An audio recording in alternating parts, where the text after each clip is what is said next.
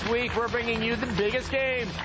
And the new Elder Scrolls is the definition of big. I'm so excited! Skyrim gives players over 16 miles of land to cover. There's danger around every corner. You know, like huge freaking dragons. Scary dragons. Let's get an exclusive look at the game.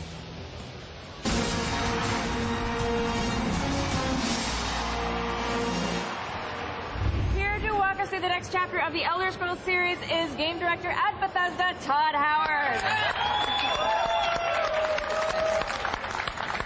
I don't even actually know where to start because I have so many questions, but it's that big a game. Maybe we should start with just finding out what you brought us today.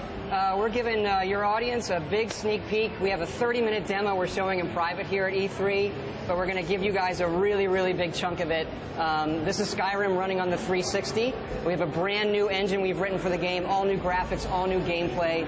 We just try to make a big, crazy role-playing game with as much stuff as possible in it, just overwhelm you with detail. I mean, obviously, I would not have thought the 360 when I first looked at it, but I'll take your word at it, Todd. I mean, what have you done that's less apparent with the graphics engine and the way that you presented the game? It's, you know, for us, all the little things that you're seeing here, like plants, micro detail, big epic things like mountains. You can walk to the top of that mountain. So we really deal with levels of detail, streaming that in. We have to draw everything. We can't hide it. You know, being able to look at all these plants, pick up the flowers. We're really big into just suspending your disbelief that you are in this world. You can play in third person as well. So we have a new animation system which looks great. A lot of people like to do this, something we spend a lot of time on as well. I mean, are you guys just a little bit crazy when it comes to putting those flowers all on the ground? We are crazy. We have a really big team of amazing people at Bethesda. The group that did Morrowind, Oblivion, then Fallout 3. And after Fallout 3, we jumped on this, and we just wanted to make, you know, hey, let's throw the stone as far as we can. And so you have a sort of a new AI system as well. We do. We have this new system called Radiant Story that makes the game dynamic for you. What we're showing here is you can swing. Your right trigger does your right hand, the left trigger does your left hand. You can hotkey items. So I'm putting a healing spell on my left hand. So you are who you play. You want to play like a battle mage, you just do it. You don't have to pick some character in the beginning. You can put that spell in either hand. So right trigger and then left trigger. What's really cool is if you pull both triggers at the same time, you're going to get a bigger, more powerful version of that spell. Up here, this is new. These are called the Guardian Stones. These are standing stones in the game that you'll find, and they help you define your character by kind of having the stars bless you with a special power. You can only have one of these at a time. So this one right here, the Warrior Stone, is going to make all of your warrior skills increase faster. But so this is not something that you pick in the beginning of the game. This is something that happens along the way. No, you find them as you play. These three are kind of the basic ones. You find them very quickly. All right, looks like we have some combat here. You got some wolves here. And as you do things, you know, using your sword, using your shield, you're just going to get better at those things automatically. Your skills are going to go up, and then every skill you increase is going to make you push more toward leveling. This is cool. First time we're showing it the game's interface. So it has 4 different sections, and you can look at all of the items, and we have thousands of these things. And what's really cool is they're all 3D. You can look at them, zoom them around, see like what kind of culture made these. And our artists just went to town. I mean, literally thousands of objects, right down to these elven helmets, the food you pull off creatures, pork or meat here. There's salmon. And you can cook those things and they become better. Just the level of detail that we go to it astounds even me. I mean, I think that we're teaching kids if you cook your salmon, it will, on the whole, it's taste better for you, yes. And this is the skills menu. So you look to the stars, and it's like you have this custom constellation for how you've been playing the game. And what's really cool is when you level up, you get to pick a perk. So each of these is actually a perk tree as well. And then as you play, it's drawing this constellation for you. So just looking at your perks is a lot of fun. And then the map here, it really shows the engine can do. We're just pulling the camera back, and there's the world. Wow. Back to sort of the classes that we saw there, you have taken a new approach with the leveling system where you're not kind of setting yourself on your path before you've started playing the game. Right, you just play, and then you get better at certain things. Then when you level up, the perks let you define your character even more. This is one of the first towns you come to, Riverwood, and here you're going to see some of the dialogue here. And it looks like that when you're conversing, if you played Fallout, if you played Elder Scrolls 4, camera zooms in, you're kind of looking at the It's all real townspeople. time. It's kind of just a trim thing for us now, not to take you out of the game. And you'll see people having jobs. You can do all these things as well. So now I can pick up a job too if I think, hey, blacksmithing looks awesome. You can do it. Smithing is a skill. You can improve your weapons. We have a working economy that you can either do. You can actually sabotage this wood mill if you want. So am I going to be able to participate in that economy? Slightly. It's kind of, it's a light touch, I would say. Right. We have horses as well. Now, that horse doesn't have any armor right now. It doesn't. Insert all the jokes you want. We'll sell it later for exorbitant sums. Yeah. So horses are a great way to get around the world faster. Yeah. We're riding up into the mountains here, and you're going to see the weather change dynamically. Yeah, no, obviously with all this free roaming, there's always been that ebb and flow from Morrowind to Oblivion of, do you allow the enemies to sort of level up with you, or can you inadvertently wander to an area where you have very high level enemies? How have you dealt with that? It's something we've done differently each time. This works very much like Fallout 3 in that there are harder areas, there are easier areas. We do randomize it a bit to keep it interesting based on your level. Here you're going to see the biggest mountain in Skyrim, the throat of the world. And at the top of this live the Greybeards. They're masters of the voice, and that's one of the powers you learn. This is one of our dungeons, Bleak Falls Barrow. It's one of our over 150 dungeons in the game. And here, the ancient Nords used to worship dragons, and they're long lost to the Elder Scrolls, but as you guys know, they're back in this game. And these dungeons are hand-drawn? Yep, they're all handcrafted. The whole world is handcrafted. You put 150 handcrafted dungeons in? We spent a long time. Here you see a dragon coming in. They're unscripted. We don't know what they're going to do. Right. So they're great. They came out way better than we thought they would. And so we were very conservative initially in our design, and now we use them everywhere. We just let them free roam and let them cause havoc. Well, I gotta say, looking at that dragon, I don't think it sounds like Sean Connery. People are already shouting Game of the Year.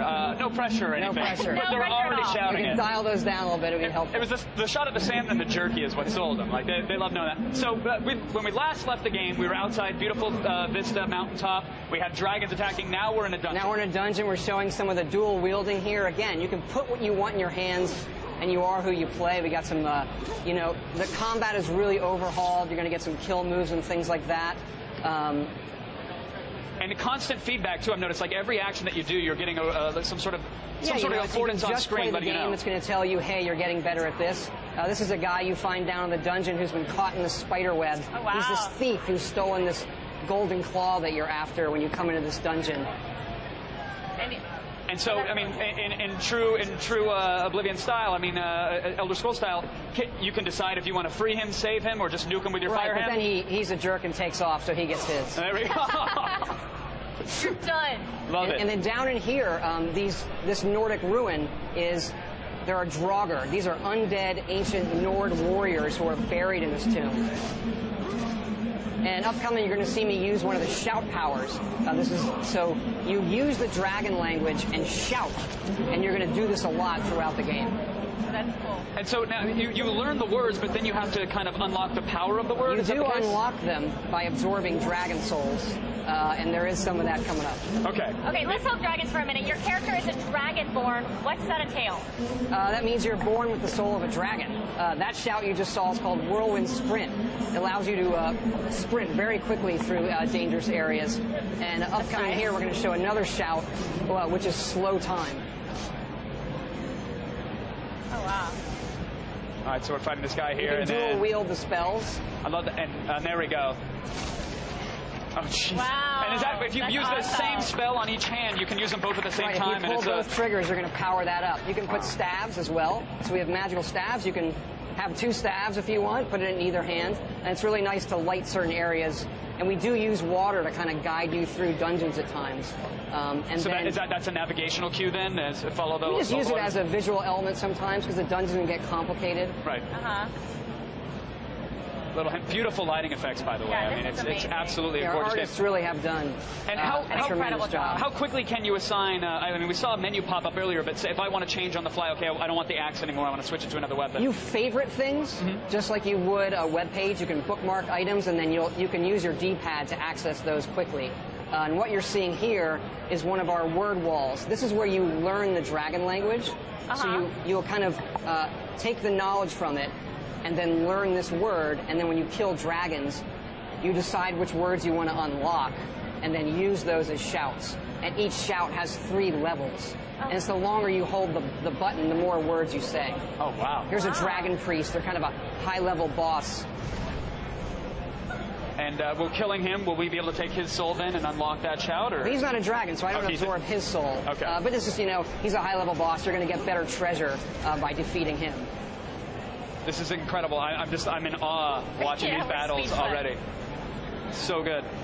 So there's no mini mart that we can hop to and just purchase dragon souls in bulk. We can't get a satchel dragon souls. This spell here is called clairvoyance. So if you get that, it'll actually draw a path to your current objective, because our dungeons can get complicated sometimes. So it's a nice way of guiding the player. And with those shouts, you said that there's 3 levels. Does that mean we have to use like 3 souls to unlock those levels, or we just hold it and then it powers up those levels? You'd have to have collected 3 souls to get all 3 levels. Is that why this game has over 3 trillion hours of gameplay? Is that? We don't know. We have lots of people, hours? good tools. We spend a lot of time, and the games they end up big. We want to cram it with stuff. Like, here's the tundra. This is this big, wide-open grassland in the middle of Skyrim. And not all the creatures are going to attack you on sight. So you have these mammoths who wandered the tundra with giants. You see one of our big cities in the distance, Whiterun. Gorgeous. And you can kind of, walk amongst them if you want, unless you, cause trouble. Now, are these guys on a pre-programmed path, or are they random as well? Are they just roaming the side? Some of them are random. Okay. Some of them will set in areas and say, okay, you kind of wander this, and we'll tell them to go hunt or things like that, and they just, they do their thing. Now they're walking right next to you, but then if you turn on them, will they try to attack you? Yeah, I kind of was messing around, so I fight them, and then they're going to fight back. You're going to see me use another shout, which is fire breath. So the fire the dragons breathe, you can learn that as well. Really?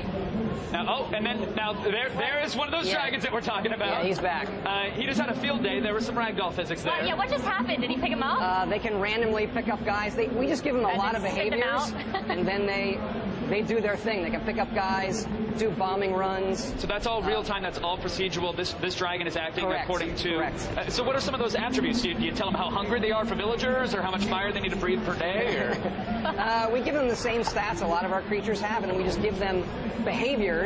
And the AI works. They'll decide in the situation. What is the landscape? Can I fly around more? Do I need to land? Do I need to stomp around? Should I pick this thing up? And here we're going to absorb the soul of the dragon. All right, so we just defeated the dragon. And then that's going to allow me to unlock other shouts. And here comes another one. So there can't have multiple dragons at once. You can't? They will appear in packs sometimes as well. Okay. That's a frost dragon that just arrived. It's a much, much tougher dragon. How is it tougher?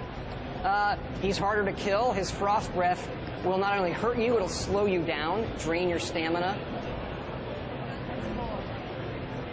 And so dragons, are there some dragons that are particularly more aggro towards your character, and some that just want to fly around and just be a dragon? Most of them are after you. I don't want to spoil it. It's part of the mystery of the game. Okay. The shout you just saw is Storm Call. It's one of the high-level ones where you can call a storm, and lightning bolts come down and defeat all your enemies. Oh my God. Todd, when does this come out? It comes out November 11th, 11/11/11. Love it. I love it. Nice. It's so gorgeous. You guys like what you saw? I'm assuming that's a resounding yes. I know that was part of a behind closed doors demo, and so again, we can't thank you enough for bringing it on. That Thanks for means the having world me. to It's us. great. We're really excited. Thanks, X. That looks so good. That is Skyrim, folks. Todd Howard.